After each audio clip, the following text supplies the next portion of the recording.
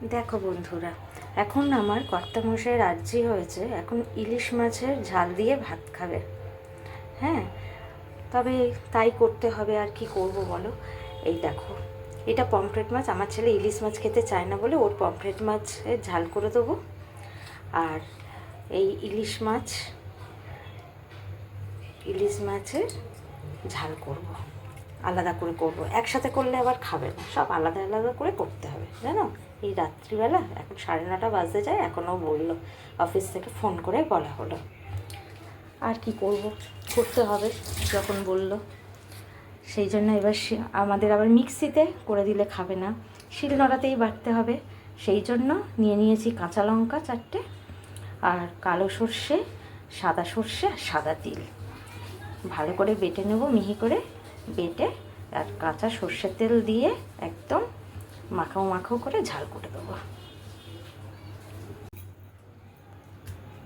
এই দেখো বন্ধুরা, আমার কিন্তু সর্ষে প্রায় বাটা হয়ে গেছে। আমার শাশুড়িমা বলেন এক পিসে সর্ষে বাটলে নাকি খুব ভালো টেস্ট হয়, তাই চেষ্টা করছি এক পিসে বাটার।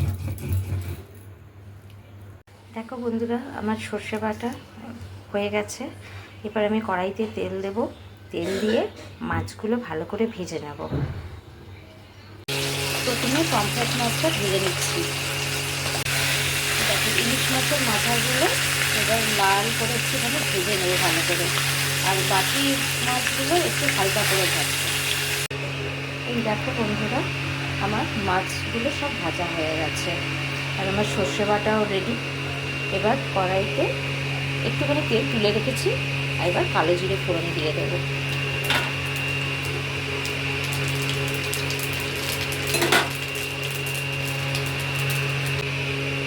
এবার সর্ষে বাটাটা দিয়ে দেবো। সর্ষে বাটার মধ্যে হলুদটা একটু দিয়েই রেখেছিলাম, তাই একেবারে দিয়ে দিলাম।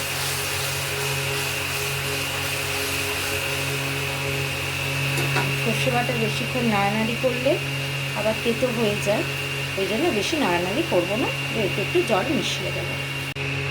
ঝোলটা ভালো করে ফুটে গেলে তারপরে আমি এই মাছগুলো সব দিয়ে দেবো, আর কাঁচা লঙ্কা ছিঁড়ে রেখেছি আগে থেকে, ওই কাঁচা লঙ্কাগুলো দিয়ে দেবো। দেখো বন্ধুরা, মাছগুলো সব দিয়ে দিলাম। এবার চেরা কাঁচা লঙ্কাগুলো এবার দিয়ে দেবো।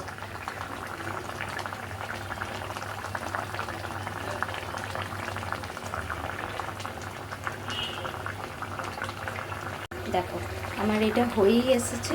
এবার একটু কাঁচা তেল দিয়ে দেবো, দিয়ে ভালো করে ফুটবে।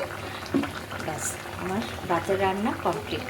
এদিকে ভাতও হয়ে এসেছে, ভাত হয়ে গেছে, আর এদিকে আমার মাছের ঝাল কমপ্লিট। গুড নাইট, তোমরা সবাই ভালো থেকো।